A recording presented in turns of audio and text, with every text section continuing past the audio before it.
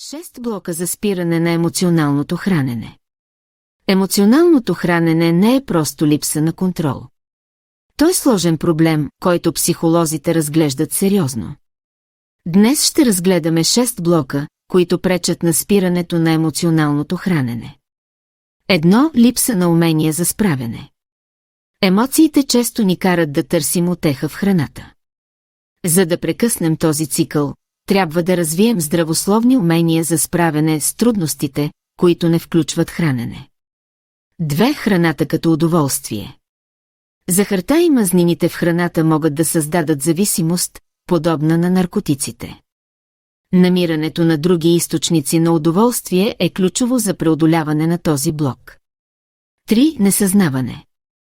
Често ядем, без да сме гладни, просто защото храната е налична. Съзнателното хранене и разпознаването на истинския глад са важни стъпки към промяната. 4. Неспособност да чувствате и да понасяте лоши чувства. Избягването на негативни емоции чрез хранене е научено поведение.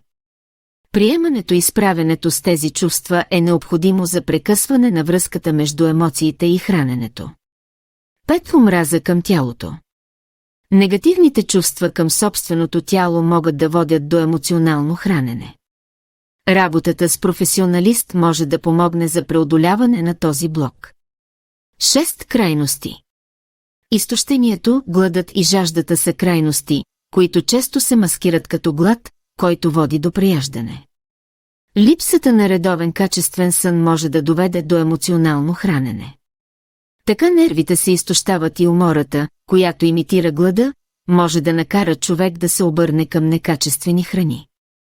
За да се справим с емоционалното хранене, трябва да разберем и преодолеем тези блокове. Само така можем да постигнем здравословен начин на живот и да се чувстваме добре в собствената си кожа. За да прочетете повече по темата и за още ценни съвети, последвайте линка в коментарите.